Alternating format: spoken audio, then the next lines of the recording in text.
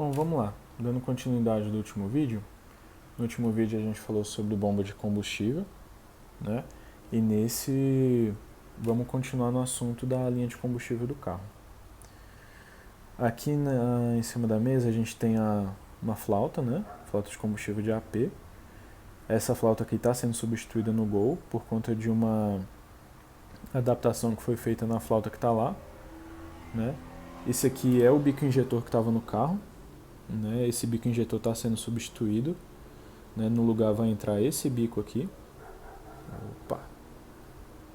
Vai entrar esse bico aqui no lugar, são aqueles Bosch Green Giants, né? 42 libras. O dosador que estava no carro era esse daqui, dosador HPI, né? Está sendo substituído por esse dosador aqui, que vai direto na flauta. Isso aqui é um dosador de combustível de AP original, que eu vou usar para a explicação de hoje. Então, no último vídeo a gente parou na bomba de combustível. E aí o que acontece? Saindo da bomba de combustível, ele vem para cá, né, vai para a linha de combustível, passa pelo filtro e tal, desemboca aqui na entrada, né, de combustível e fica pressurizado na parte de trás do bico injetor, essa parte daqui. Os carros originais, como padrão, normalmente usam 3 barras de pressão, né? Isso aqui é um dosador original de AP e provavelmente é para 3 bar, né? Eu não tenho certeza, mas vamos considerar que seja 3 barras de pressão. E por quê? O bico injetor, diferente do carburador, ele precisa de pressão de combustível, né? Uma quantidade maior de pressão de combustível, né? Porque essa pressão é que vai fazer com que o combustível seja atomizado, né? O combustível, para ele ser queimado de forma eficiente, ele tem que estar em forma de vapor, né? Se você jogar o combustível sem ser vaporizado, né, tipo o combustível cru mesmo, ele vai ter uma certa dificuldade de queimar, né? Parte dele vai ser queimado e parte dele não vai ser queimado, né? Isso acaba gerando um excesso de consumo de combustível, acaba gerando também muito combustível ali na câmara, acaba limpando o óleo que fica na lateral da parede do cilindro, né? Que é o que eu acredito como estava acontecendo lá no meu carro, né? E enfim, o combustível não queima de forma eficiente. E aí o que acontece? Então, conceituamos, né? Precisa de uma certa pressão de combustível, né? Para que tenha um leque adequado, né? Deixa eu abrir essa tampa aqui do bico. Vamos lá. Aqui o bico, né? O bico que eu vou estar usando no meu carro. O combustível entra por aqui, né? O bico vai estar encaixado aqui, né? A flauta vai estar toda pressurizada, né? E vai sair por aqui.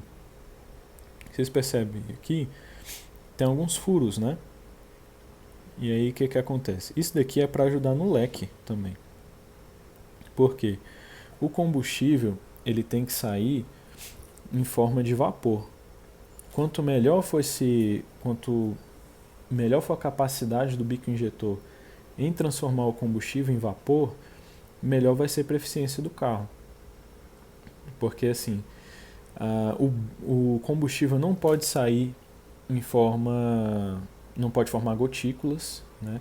Ele não pode empoçar num coletor de admissão, ele não pode empoçar ali no pé da válvula, né? Isso tudo é perca, né?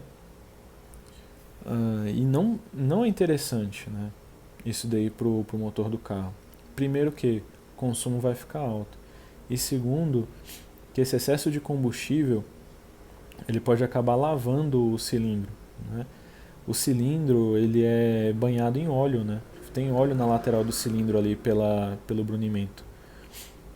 E se ele acabar sendo lavado, não vai ter óleo e acelera um pouco o desgaste do motor. Então não é legal isso daí. Então, para o combustível sair em forma de jato, ele depende de um leque legal e depende de pressão. Abrindo parênteses, o bico que estava no meu carro, né? Não conheço esse bico, mas pelo que eu sei são bicos retrabalhados, né? Pelo que me contaram, o dono anterior do carro, são bicos retrabalhados, e por isso aqui eu não sei se vai dar um leque muito legal. Não sei que bico que é esse daqui, mas enfim. Então a gente conceituou que é necessário pressão e a pressão tem que ser controlada. Por quê? Pouca pressão de combustível vai gerar uma dificuldade de atomizar, né? Com pouca pressão vai ter uma grande tendência a formar gotículas, né? E com excesso de pressão pode ser que o bico não tenha capacidade de fechar. Imagina que tanta pressão chegando aqui no fundo, a bobina não vai ter capacidade de fechar, então o bico vai trancar aberto. Aí vai gerar outro problema, né? Dependendo do tamanho do bico, né, da capacidade que ele tenha de vazão, pode até chegar até dar um calço hidráulico, né, em situações mais extremas. Então isso não é interessante. Aí nisso daí entra o dosador de combustível. Então, aqui nós temos 3 modelos de dosador de combustível. Um original, da linha Volkswagen, né? Um dosador 1 para 1, que vai no mesmo lugar do original da Volks, né? Ele vai na flauta, bem aqui, vai encaixado aqui, e tem regulagem de pressão inicial. E um dosador HPI, né? Esse aqui funciona de uma outra maneira. E aí vamos começar por aqui. Eu não sei ao certo qual que é a pressão de trabalho original da Volkswagen. Eu queria que seja 3 bar. Então pensa aqui comigo, 3 bar foi uma pressão estabelecida em que eles conseguiram perceber que o combustível atomiza legal, né? E não trava os bicos, né?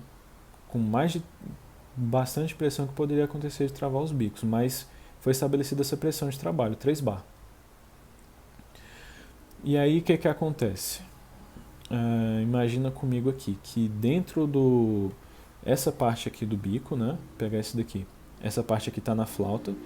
Essa parte está conectada dentro do coletor de admissão, né? No coletor de admissão, no carro original, vamos pensar aqui comigo. Na marcha lenta está vindo meio bar de pressão negativa, meio bar de vácuo. Então,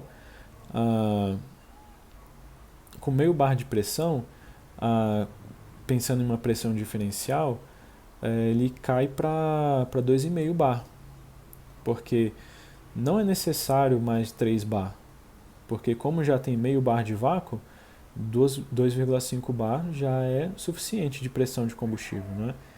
Então o dosador original ele trabalha dessa maneira, né? Quanto mais vácuo, menos pressão ele vai mandar na flauta, né? E feito isso, a gente chega pro dosador que eu vou usar no meu carro, que é o dosador 1 para 1. Ele funciona da seguinte maneira. Aqui a gente regula a pressão inicial, né? Pelas informações aqui, ele consegue trabalhar entre 0,5 bar e até 4,5 bar. Então, aqui a gente regula a pressão inicial e aqui ele pega o vácuo, pega a pressão no coletor de admissão. Isso daqui vai ser bem interessante pro meu carro que está turbinado, porque assim, ele vai continuar com esse mesmo efeito. Quanto mais vácuo, menos pressão. Só que quando zera a pressão e começa a ter pressão positiva, vocês concordam comigo que a pressão positiva dentro do coletor de admissão vai atrapalhar a saída de combustível? Vai como se reduzisse a pressão que a bomba estaria mandando? Então, até para exemplificar melhor, aqui a gente vai trabalhar com 3 bar de pressão inicial, né? Então, lógico que eu não vou chegar a essa pressão, mas vamos supor, se não tivesse essa compensação, quando eu chegasse a 3 bar de pressão de turbo, não iria sair combustível, porque não tem diferença de pressão entre entre a saída aqui, entre a entrada de combustível do bico e a saída. Não tem diferença de pressão, então não vai sair combustível, vai zerar. Então, da mesma forma. Por isso que é interessante que a cada acréscimo de pressão que tenha, a cada acréscimo de pressão que ele tenha no coletor de admissão, também tem um acréscimo de pressão de turbo de forma proporcional. Então é assim que funciona o dosador 1 para 1. Dito isso, a gente entra aqui no dosador que estava sendo utilizado no meu carro. Né? Aqui entra o vácuo do coletor de admissão, aqui a regulagem da pressão inicial e aqui a regulagem do delta. Né? Como é que ele funciona? Para que serve esse dosador HPI? Esse dosador geralmente é utilizado com injeção original. Por quê? Você não vai alterar muito ali no tempo de injeção do carro original, você não consegue mexer nisso. Então, qual foi o artifício que o pessoal usou? Esse tipo de dosador. O que eles fazem? Eles conseguem trabalhar com uma pressão inicial mais baixa, né? E assim que vai chegando pressão do coletor de admissão por aqui, ele aumenta muito a pressão de combustível, né, para poder compensar isso. É o que você pode fazer num carro com injeção original? Você bota um bico maior, eu geralmente boto bicos bem maiores, né? Bota um bico grande lá, e aí para ele não engordar muito na baixa, na parte de vácuo, eles reduzem a pressão de combustível, que automaticamente vai entrar menos combustível, né? E assim que vem a pressão positiva, a pressão de combustível sobe bastante e consegue alimentar o carro. O meu carro usa injeção eletrônica programável, então ele não precisa disso. Eu consigo programar isso na injeção do carro, essa quantidade de combustível que vai entrar. Então não tem a necessidade de usar isso daqui. E ele fica com uma desvantagem, porque da maneira que como estava acertado, estava assim. Sem vácuo, ele fica com 3 bar. Quando entra o vácuo aqui, ele cai a pressão de combustível para 0,8. Né? E quando vem pressão de turbo, ele chegava a bater 4 ou 5 bar de pressão. Meu carro está dando um pico de 1 kg. Então, acabava que, primeiro que o uso de bico retrabalhado e com bico com leque não muito legal, somado a uma pressão de combustível muito baixa na parte de vácuo, provavelmente estava só gotejando combustível por aqui, né? Não estava atomizando combustível. O meu carro, mesmo com uma sonda bem magra na marcha lenta, ele chegava a cuspir álcool cru pelo escapamento, né? Na parte de alto o carro era bem legal, mas como eu falei anteriormente, a parte da baixa do carro não estava legal. Então, creio que é isso, né? Falando sobre a flauta de combustível, sobre os bicos a ser utilizado e os dosadores.